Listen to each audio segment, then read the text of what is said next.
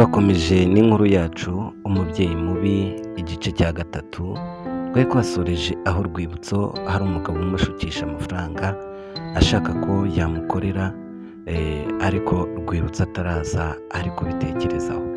Mwibutse ko iyi nkuru bayita umubyeyi mubi, ni inkuru yabayeho bya nyabyo kugeza na n'ubu. Inkuru iracyakomeza iraba, kandi iyi nkuru uko igenda ikuryohera ni nako utwereka amahirwe yo kuzayikinamo filime ukanayibona mu buryo bw'amashusho ari inkuru ya nyayo.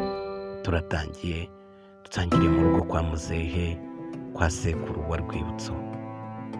Umusaza yakomeje kugenda kuri kino kirego cy'umwana we, ariko kiburirwa irengero, niko rwabyita, kiburizwamo neza cyane ko umusaza atari afite imbaraga zo gukomeza kwita kuri kino kirego.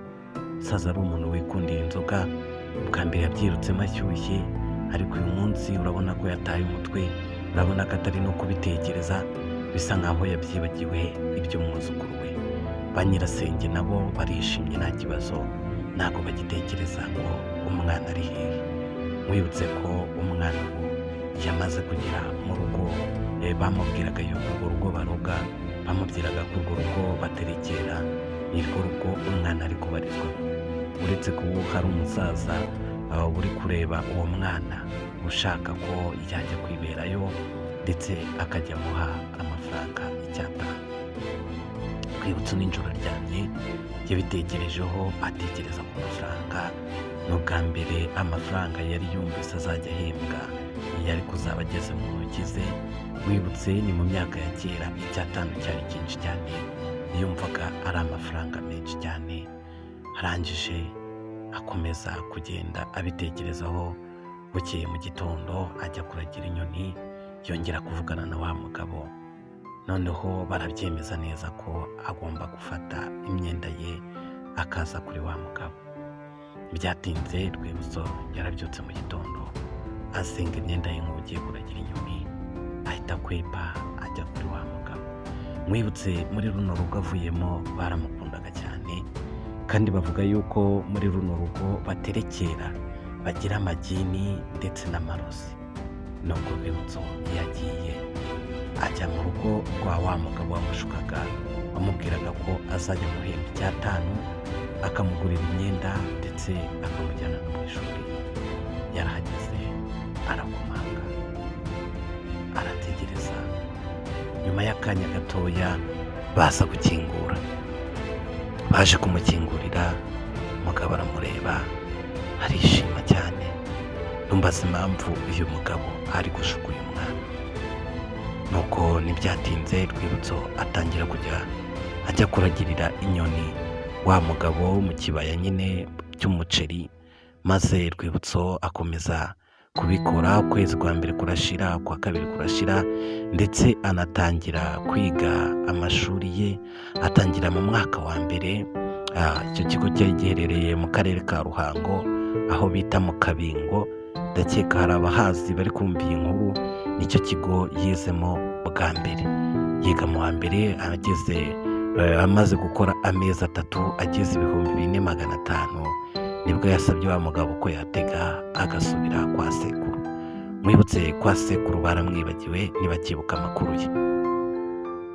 Ubwo bari aho ngaho kwa sekuru, ba nyirasenge bari guhinga, bagiye bumva hari umuntu uri gusuhuza.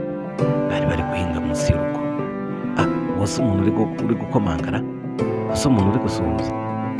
Bose barikanze, bareba ruguru, bahindukiza amaso yabo. Barebye babona ni wa mwana wagiye kera, babona agarutse ari umusore. Bose barazamutse baramusuhuza bishimye. Bamaze kumusuhuza bamuha karibu, baramwakira. Atangira kubagurira muri ya mafaranga 4,000. Icyo gihe ibintu byinshi byaguraga amafaranga makeya, aho wasangaga irindazi rigura nka senkani. Yakuyemo inoti ya 500, bose arabagurira, asigarana 4,000. Maze Bosco yari afite gahunda yo kuzaba umucuruzi cyangwa se Rwibutso. Nyuma nibwo Rwibutso yafashe gahunda yo kujya ajya kurangura ubunyobwa. Bwari buno bunyobwa bugiye buri mu dushashi ariko hagati hatwitse ubunyobwa apana buno bagenda babunza mu kabase, nibwo bwari bugezweho icyo gihe. Ntibyatinze abaririza aho barangura buno bunyobwa, bamubwira ko bukunze kurangurirwa mu isoko rya Buhanda. Umwana, iryo soko riherereye mu karere ka Ruhango. Nakubwiye ko iyi ari inkuru yabayeho y'umubyeyi mubi urutwa na shitani. Uwo mubyeyi nawe muraza kumwumva muri iyi nkuru. Nibwo umwana yatangiye kurangura ubunyobwa, nyuma y'igihe gitoya abakobwa barongera baramwanga, batangira kongera kumukubita ndetse banahombya bwa bunyobwa bwe. Umwana arongera aratorongera, atangira kujya kuba ku gasozi nanone. Nyuma aho agiye kuba hose bakamwirukana, yagera no kwa sekuru naho bakamwirukana. Umwana neza abura iwabo. Aho yatashye nyine nk'uko wenda wajya mu kazi bakakwirukana ugataha mu rugo, wagera mu rugo naho bakakwirukana. Umwana atangira kwibaza ati se ko mbona ubuzima bumeze gutya, muri iyi si iwacu ni hehe? Aho nita iwacu ko naho magera bagahita banyirukana, ubu ngubu koko iwacu ni hehe?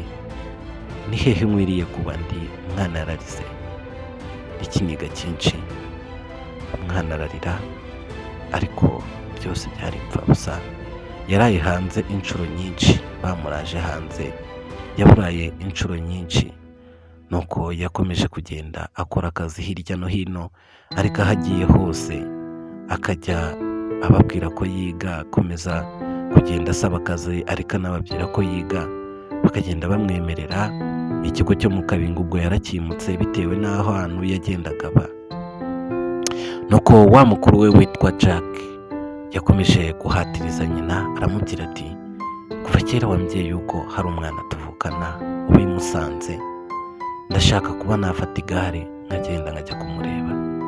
Wibutse uyu muryango Jack avukamo, abana na nyina, kuko Jack ahuje papa na Rwibutso.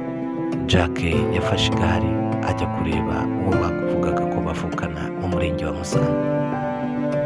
Arahagera arabasuhuza, muraho? Nawe uraho Chantal? Muraho muzehe? Muraho neza? Mwari muraho? Nanjye nayo maze igihe nagera hano.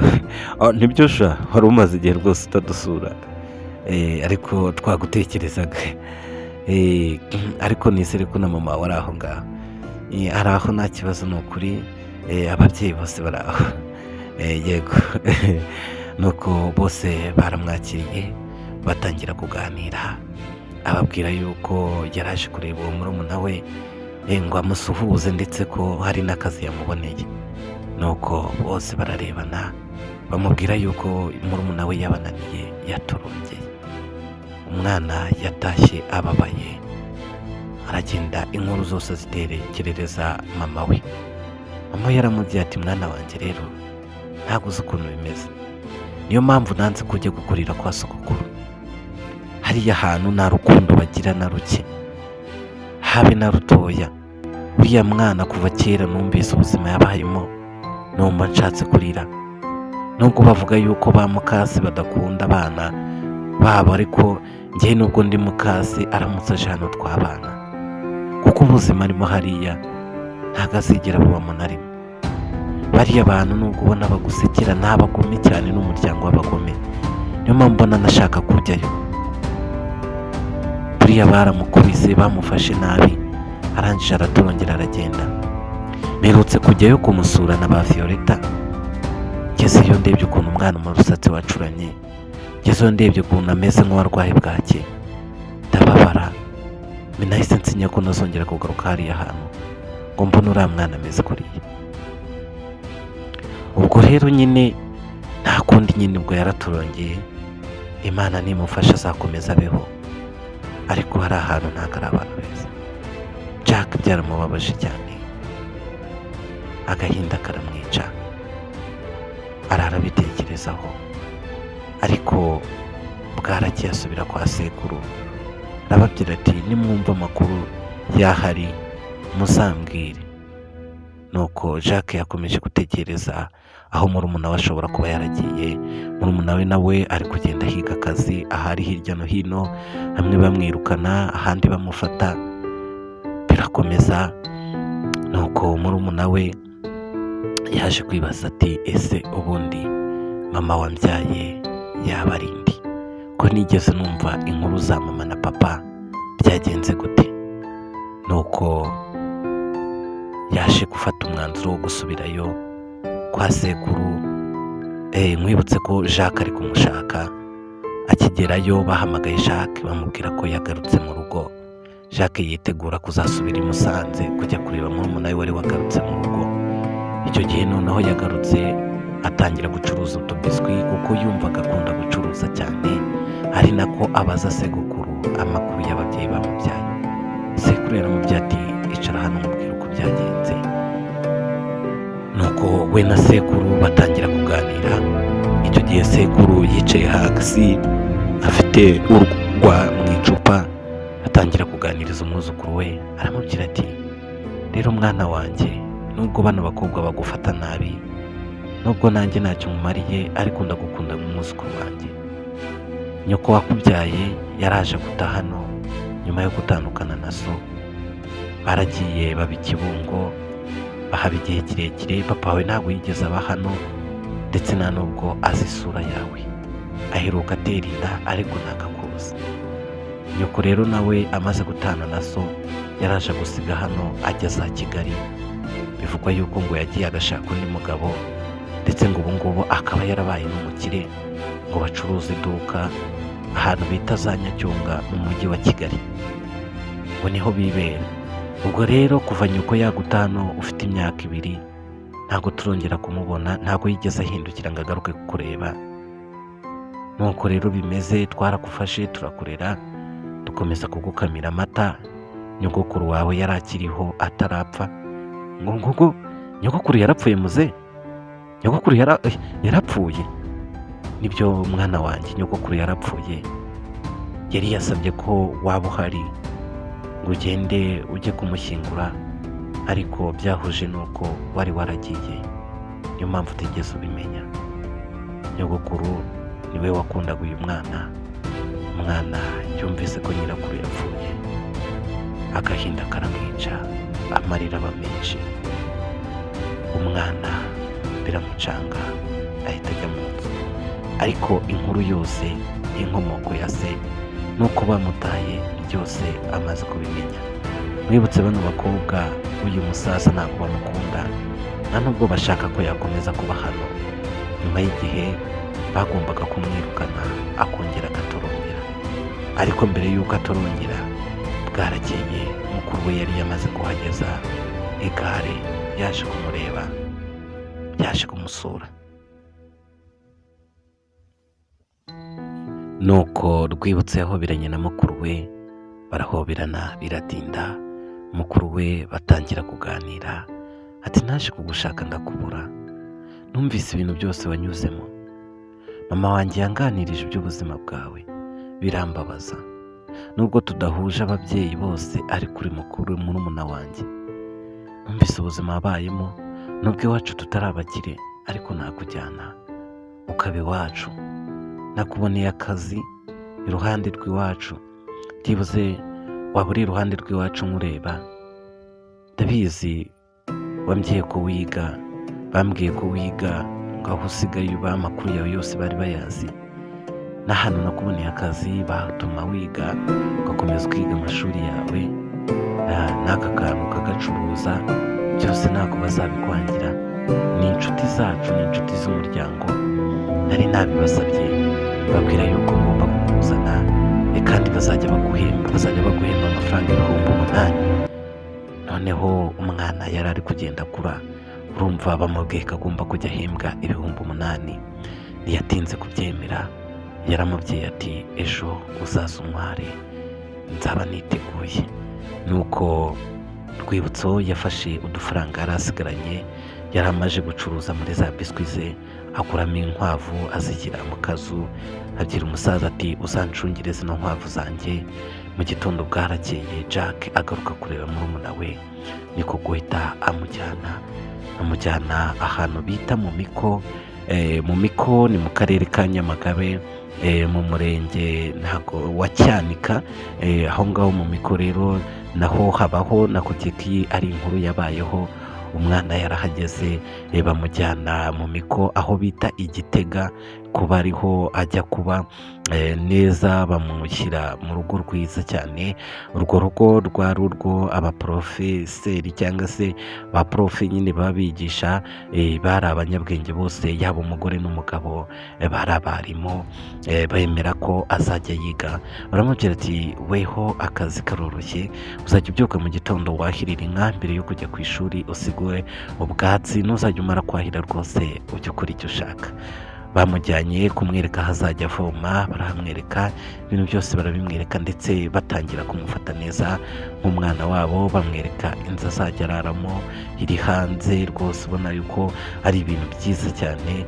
Umwana atangira kwishima cyane, wa musatsi wari waracuramye batangira kuwumwogoshesha, batangira kumufata neza. Ndetse abarimu bamujyanye ku kigo cy'amashuri cyitwa ku Rugogwe, ni ikigo nacyo giherereye aho ngaho mu murenge wa Cyanika.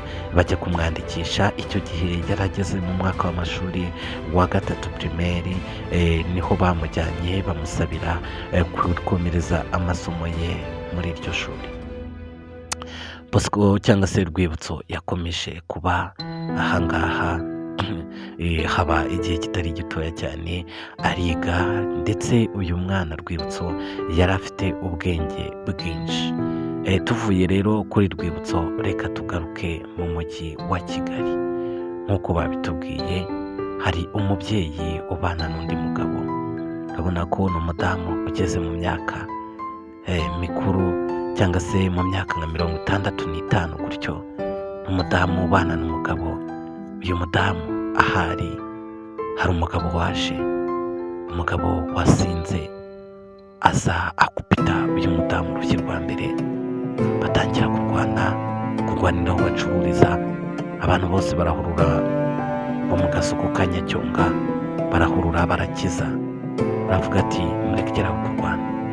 Umugabo arangije aravuga ati ndabizi wa mugore we uri indaya, njya kugushaka ntabwo nari nzi ko ari kuno umeze, ntabwo nari nzi ko ngewe nawe twamirana kuno, ariko uri indaya, uri umusinzi, wamishe kunywa inzoga, ariko ngo byose nabimenye. Umugore bakomeje kumucyurira, ndetse bamaza kumucyurira, umugabo bahise bamufata bajya kumufunga kubera gukubita umugore. Umugore asigara acuruza. Umugore ariko akaba yahishe umugabo ko n'abandi bana afite, ari uwo mwana yabyaranye n'umugabo we. Nuko umugore akomeza gutekereza, ariko agatekereza akana yigeze gutakera. Mu maso ye akajya hagarukamo akana k'uruhinja. Buri gihe uko bamukubise hagaragaraga akana k'uruhinja. Rwibutso nawe ahari yatangiye kwishimira ubuzima, ndetse atangira kujya kwiga mu ishuri yigamo. Bamugize ku shefu w'iryo shuri, wabonaga ko ari umwana uzi ubwenge. Yataha akajya kwahirira inka, akaza agacuruza akabutike aho yacuruzaga. Rwose bitangira gucamo, atangira kugenda akura, atangira gusa neza, atangira kwiyambika neza, ndetse n'amafaranga bamuhembye yose akajya yashora mu kabutike, arangura akawunga, atangira kugenda acuruza gake gakeya. Ubona yuko ubuzima butangiye kuba bwiza cyane, ari nako atekereza ababyeyi be. Ntibyatinze profe ndetse n'umugore we bamwicaje muri salo, batangira kumubaza inkomoko ye n'amateka ye, cyane yuko mukuru we wamuzanye atari yarababwiye ibi byose by'inkomoko ye. Bamubajije se na nyina, umwana ababwira ko mama we yamutaye kera, ndetse na se atamuzi. Nuko baramubwira ati humura, tuzakubera ababyeyi kandi uzige neza.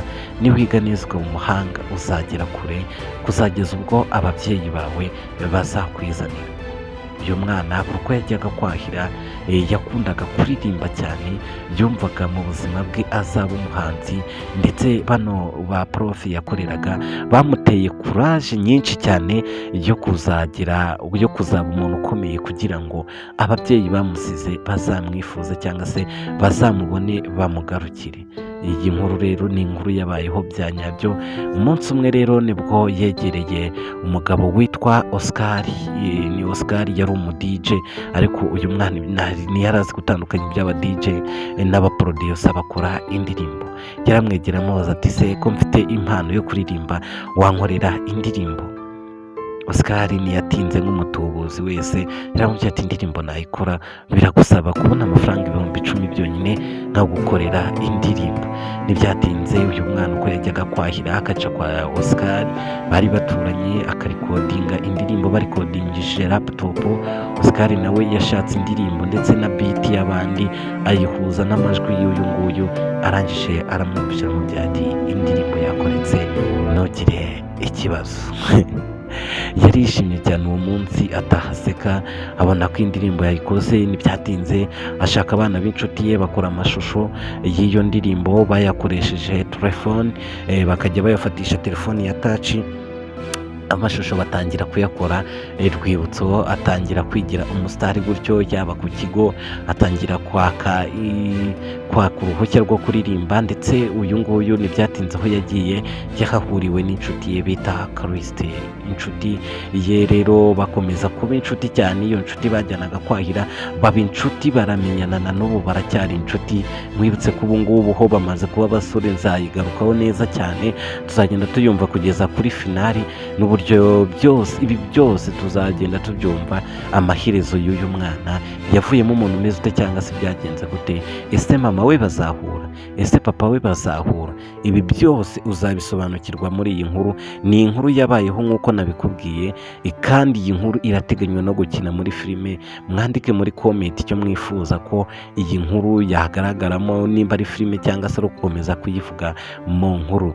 Nuko rero babaye inshuti, uwo mwana nawe yari afite impano, bakomeza kugira kuraje yo kuririmba, bagatumira abaturanyi bakabaririmbira, bakabereka uko ngo bazajya baririmba, ndetse bakora itsinda baryita One Piece.